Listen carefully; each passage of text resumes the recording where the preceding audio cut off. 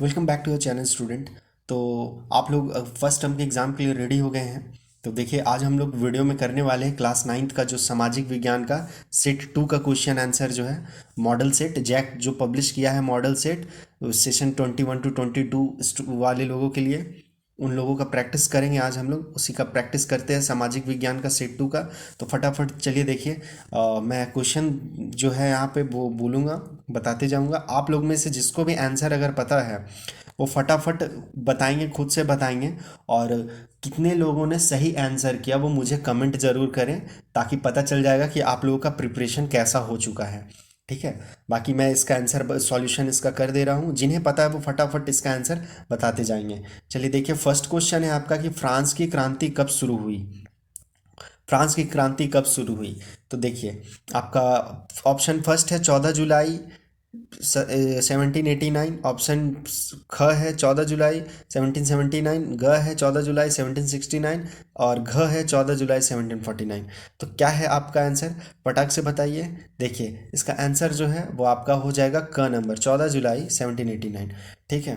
उसके बाद question number two, Tide क्या है? टाइड देखिएगा, टाइड क्या है? तो टाइड ऑप्शन क प्रत्यक्ष कर, ख अप्रत्यक्ष कर, ग धार्मिक कर, घ कृषि कर। तो टाइड जो है आपका वो है धार्मिक कर। ठीक है, ग नंबर चूज कीजिएगा, धार्मिक कर।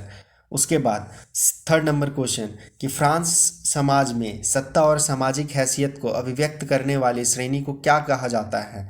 तो इस श्रेणी को क्या कहते हैं? पहला क मतलब सामंत, ख पादरी, ग सर्वहार, घ एस्टेट। तो देखिए, इसका जो आंसर है वो फटाफट बताएंगे, एस्टेट। ठीक है, एस्टेट कहा जाता है।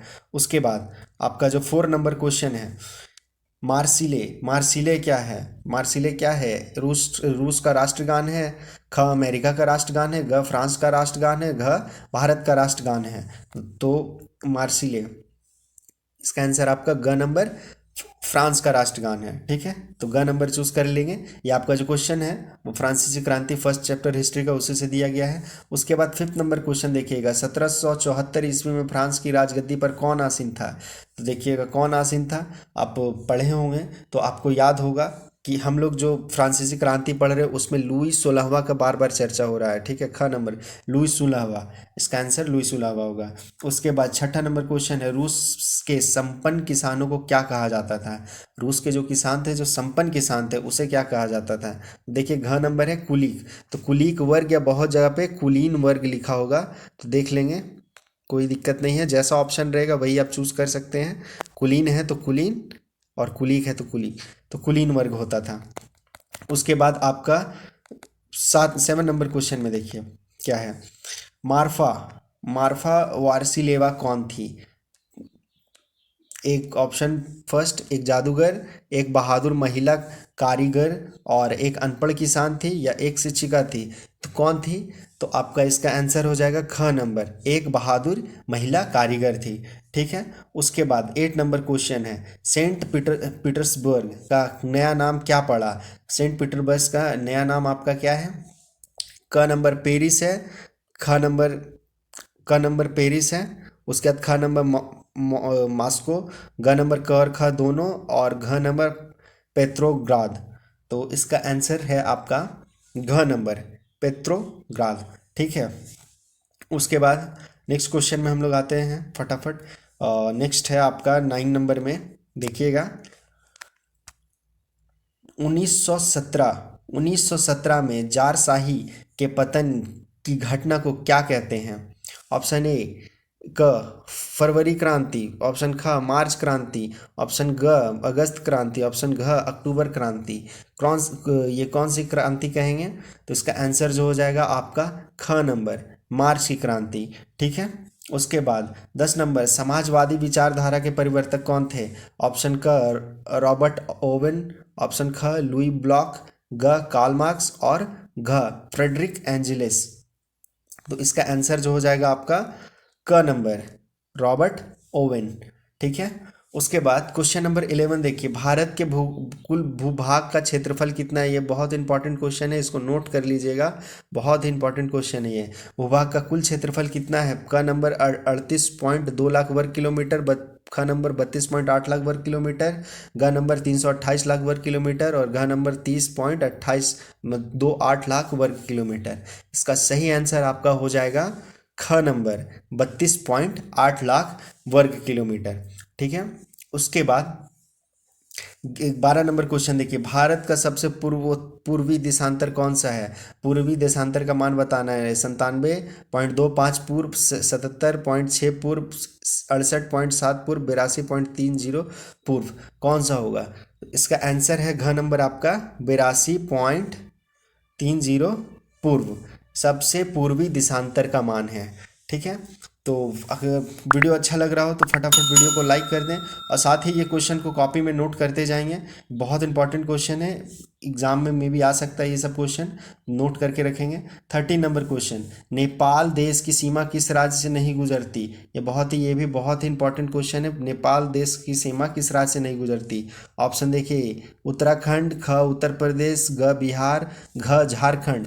तो ये एक तरह से बहुत ही इजी क्वेश्चन है, घ नंबर झारखंड। ठीक है, उसके बाद आंसर घ नंबर हो गया। अब 14 नंबर क्वेश्चन, भारत को भौगोलिक आकृतियों के दृष्टिकोण से कितने भागों में विभाजित किया गया है? तो भौगोलिक आकृति के दृष्टिकोण से कितने भाग में विभाजित किया गया है? पहला 4, दूसरा 5, तीसरा 6 और चौथा 7। तो देखिएगा, इसको जो बांटा गया है वो 6 भाग में बांटा गया, 6 भागों में बांटा गया है। ठीक है, तो इसका आंसर ग नंबर चूज कर लीजिएगा। उसके बाद 15 नंबर, हिमालय में स्थित भारत की सबसे ऊंची चोटी कौन सी है? ध्यान दीजिएगा, हिमालय में स्थित भारत की सबसे ऊंची चोटी। ठीक है, यहाँ ऑप्शन क है माउंट एवरेस्ट, ख है कंचनजंगा, ग है मकालू और घ है धौलागिरी। हर कोई सोच रहे होंगे केटू केटू है ना, तो केटू भारत में नहीं आएगा। ठीक है, तो हिमालय का सबसे ऊंचा चोटी जो भारत में स्थित है, तो इसका आंसर देखिए आपका हो जाएगा कंचनजंगा, ख नंबर। ठीक है, ख नंबर नोट कर लेंगे, कंचनजंगा। उसके बाद आपका 16 नंबर क्वेश्चन देखिएगा। 16 नंबर क्वेश्चन है, पूर्वांचल श्रृंखला का कौन सा भाग नहीं है? पूर्वांचल श्रृंखला का कौन सा भाग नहीं है? ऑप्शन क नागा पर्वत, ख मिजो पर्वत, ग पटकोई पर्वत और घ शिवालिक पर्वत। तो देखिए इसका आंसर आपका जो हो जाएगा घ नंबर शिवालिक पर्वत। ठीक है, शिवालिक पर्वत पूर्वांचल श्रृंखला का भाग नहीं है। ठीक है, जिसको शिवालिक श्रेणी भी कहते हैं। अब आते हैं 17 नंबर क्वेश्चन में, एक स्थलीय भाग जो चारों ओर समुद्र से घिरा हुआ हो। ठीक है, एक स्थलीय भाग है, वो चारों ओर समुद्र से घिरा हुआ, इसको क्या कहते हैं? बीच में स्थल भाग है। देखिएगा, क नंबर तट, ख नंबर द्वीप, ग नंबर प्रायद्वीप और इनमें से कोई नहीं। तो इसमें आप आंसर चूज कर लेंगे ख नंबर। ठीक है, इसे द्वीप कहते हैं, आइलैंड, इंग्लिश में आइलैंड। उसके बाद 18 नंबर क्वेश्चन, गंगा मैदान में वेदिका जैसी आकृति किस भाग में प्रदर्शित होती है? ख भावर, ख नंबर भांगर, ग नंबर खादर और घ तराई। तो देखिए इसका आंसर हो जाएगा आपका ख नंबर भांगर। ठीक है, अब 19 नंबर क्वेश्चन देखते हैं। 19 नंबर क्वेश्चन है आपका, गंगा नदी उद्गम कहाँ से? ये बच्चा बच्चा भी बता सकता है, बहुत ही इजी क्वेश्चन है ये। गंगा नदी का उद्गम कहाँ है? तो गंगा नदी का उद्गम गंगोत्री है। उसके बाद डल झील किस राज्य में स्थित है? ये भी बहुत इजी क्वेश्चन है। डल झील जो है आपका वो जम्मू कश्मीर में है। ठीक है, का नंबर जम्मू कश्मीर में है। उसके बाद 21 नंबर क्वेश्चन, गेहूं चना जौ आदि किस प्रकार की फसलें हैं? का नंबर रबी फसल है, ख खरीफ फसल है, ग नंबर रबी और खरीफ दोनों है और ग नकदी फसल है। तो ये कौन सा फसल है? ये देखिए आपका हो जाएगा रबी फसल। ठीक है, गेहूं चना जौ आदि ये सब जो है वो रबी फसल होते हैं। उसके बाद 22 नंबर क्वेश्चन देखिएगा, हरित क्रांति की मुख्य विशेषता है। हरित क्रांति की मुख्य विशेषता, पहला ऑप्शन जो है गेहूं तथा चावल में अप्रत्याशित वृद्धि करना, ख नंबर ज्वार तथा बाजरा के उत्पादन में वृद्धि करना, ग नंबर गन्ने की खेती में अप्रत्याशित वृद्धि करना, ग नंबर नकदी फसलों के उत्पादन में वृद्धि करना। तो आप ध्यान दीजिएगा कि हरित क्रांति किया गया था खाद्यान्न में वृद्धि करने के लिए। ठीक है, खाद्यान्न जो फसल है उसमें, तो खाद्यान्न में क्या हम लोग गेहूं तथा चावल को रखते हैं, तो गेहूं और चावल में अप्रत्याशित वृद्धि करना, इसका आंसर क नंबर चूज कर लीजिएगा। ठीक है, उसके बाद 23 नंबर क्वेश्चन, बहुविधि फसल प्रणाली किसे कहते हैं? ये ध्यान दीजिएगा, सेट 1 का क्वेश्चन, सेट 1 में भी ऐसा क्वेश्चन पूछा था, मतलब यही क्वेश्चन ही पूछा था, तो नोट कीजिएगा। इसका आंसर आपको बताना है। पहला, एक वर्षों में किसी भी भूमि पर एक फसल पैदा करना, ख नंबर एक वर्ष में किसी भी भूमि पर कोई भी फसल पैदा नहीं करना, ग नंबर एक वर्ष में किसी भी भूमि पर एक से ज़्यादा फसल पैदा करना, और ग नंबर इनमें से अच्छा यहाँ ग 2 बार हो गया है, ये घ नंबर हो जाएगा। ठीक है, घ नंबर इनमें से कोई नहीं। तो क्या है इसका आंसर आपका ग नंबर का हो जाएगा। एक वर्ष में किसी भी भूमि पर एक से ज़्यादा फसल पैदा करना कोई बहुविध फसल प्रणाली कहते हैं। ठीक है, उसके बाद आपका 24 नंबर क्वेश्चन देखिएगा। 24 नंबर क्वेश्चन है, अपनी आजीविका के लिए श्रवण ने एक डेयरी की दुकान खोली। श्रवण की यह क्रिया किस प्रकार की क्रिया है? ये देखिएगा, सेट 1 में इसी टाइप का क्वेश्चन उसमें भी दिया हुआ था। तो डेयरी का दुकान खोला किस प्रकार का क्रिया? पहला कृषि क्रिया, दूसरा गैर कृषि क्रिया, तीसरा अनार्थिक क्रिया, और ग उपयुक्त सभी। तो देखिए इसका आंसर क्या हो जाएगा आपका? ख नंबर, गैर कृषि क्रिया। ठीक है, उसके बाद एच वाई बी का तात्पर्य है। एच वाई बी का तात्पर्य क्या होता है? कम उत्पादन करने वाले बीज। ख नंबर अधिक उत्पादन करने वाले बीज। ग नंबर अच्छे उत्पादन करने वाले बीज। और फिर यहाँ पे वही मिस्टेक है, अच्छा बहुत जगह ये मिस्टेक है, वो ध्यान दे दीजिएगा। ग ग लिखा हुआ है, घ कर लेना है। ठीक है, घ नंबर खराब उत्पादन करने वाले बीज, HYB। ठीक है, तो इसका आंसर आपका हो जाएगा ख नंबर, अधिक उत्पादन करने वाले बीज। ठीक है, जिसको क्या बोलते हैं अभी के टाइम में, जो भी अभी फिलहाल याद नहीं है, इस जो जिससे ज़्यादा उत्पादन होता है। ठीक है, उसके बाद आपका 26 नंबर क्वेश्चन देखिएगा। 26 नंबर क्वेश्चन है, निम्नांकित में से कौन से कारक जनसंख्या की गुणवत्ता को बढ़ाते हैं? जनसंख्या की गुणवत्ता को बढ़ाते हैं। क नंबर साक्षरता दर, ख नंबर लोगों का स्वास्थ्य, ग नंबर कौशल निर्माण, और ग नंबर इनमें से सभी। तो देखिए इसका आंसर जो हो जाएगा वो हो जाएगा ग नंबर, इनमें से सभी। ये सारा फैक्टर जो है वो जनसंख्या की गुणवत्ता को बढ़ाता है। ठीक है, तो ग नंबर चूज कर लीजिएगा आंसर इसका। ओह सॉरी, ग नंबर मतलब यहाँ भी वही मिस्टेक है, घ नंबर ही चूज कर लीजिएगा आंसर यहाँ पे। ठीक है, यहाँ पे बार बार आपका ये मिस्टेक है। उसके बाद आप देखिए 27 नंबर क्वेश्चन, भारत सरकार की पहल सर्व शिक्षा अभियान का प्राथमिक उद्देश्य क्या है? सर्व शिक्षा अभियान, सर्व शिक्षा अभियान 2006 में ही है, 2006। सब पढ़े सब बढ़े ऐसा सुनते होंगे। ठीक है, तो ये जो है उसका क्या उद्देश्य है सर्व शिक्षा अभियान का? ऑप्शन है आपका, कई भारतीय राज्यों में के शैक्षिक रूप से पिछड़े जिलों में वयस्क के साथ साथ बच्चों की शिक्षा पर ध्यान केंद्रित करना। उसके बाद ख नंबर है कि महिलाओं की शिक्षा पर ध्यान देना। ग नंबर है पिछड़े वर्ग के बच्चों की शिक्षा पर ध्यान देना। और ग नंबर है 6 से 14 के मतलब उम्र के सभी बच्चों की शिक्षा पर ध्यान देना। ठीक है, तो इसका आंसर आपका हो जाएगा घ नंबर ही। 6 से 14 साल का जितना भी बच्चा है सबको शिक्षा पर सबको शिक्षित करना है, यही सर्व शिक्षा अभियान का प्राथमिक उद्देश्य था। उसके बाद 28 नंबर क्वेश्चन है आपका, इनमें से कौन प्राथमिक क्षेत्र का एक उदाहरण है? क पशुपालन, ख कपड़ा बुनना, ग बैंकिंग, और ट्यूशन पढ़ाना। ठीक है, तो देखिएगा इसका जो आंसर हो जाएगा आपका क नंबर, पशुपालन। पशुपालन प्राथमिक क्षेत्र का उदाहरण है। ठीक है, उसके बाद हम लोग आते हैं 30 नंबर क्वेश्चन में। 29 नंबर क्वेश्चन में देखिए, 29 नंबर में क्या है, किसी एक खेत में 5 लोग काम कर रहे हैं। यदि उनमें से 2 लोगों को हटा दिया जाए तो उत्पादन पर कोई प्रभाव नहीं पड़ेगा। यह किस प्रकार की बेरोजगारी को इंगित करता है? तो 5 लोगों का है लेकिन 3 लोगों से भी काम हो जा रहा है। तो ये देखिएगा ये किस तरह की बेरोजगारी है। ऑप्शन है मौसमी बेरोजगारी, प्रच्छन्न बेरोजगारी, ग है शिक्षित बेरोजगारी, और घ इनमें से कोई नहीं। तो देखिए यहाँ पे हो जाएगा ख नंबर आंसर, प्रच्छन्न बेरोजगारी। ठीक है, उसके बाद 30 नंबर क्वेश्चन है, शिक्षा एवं स्वास्थ्य द्वारा विकसित किए गए मानव को अर्थशास्त्र में क्या कहा जाता है? ऑप्शन है मानव पूंजी, अस्थाई पूंजी, अस्थाई पूंजी, और कार्यशील पूंजी। ठीक है, तो इसका आंसर आपका हो जाएगा मानव पूंजी। उसके बाद 30 नंबर क्वेश्चन देखते हैं, लोकतंत्र लोकतंत्र शासन का वह रूप है जिसमें क्या? पहला, शासक वंशानुगत हो, ख चुनाव में धन बल का प्रयोग हो, और ग जनता शासकों का चुनाव करती हो, और घ सेना शासन को अपने हाथ में ले ले।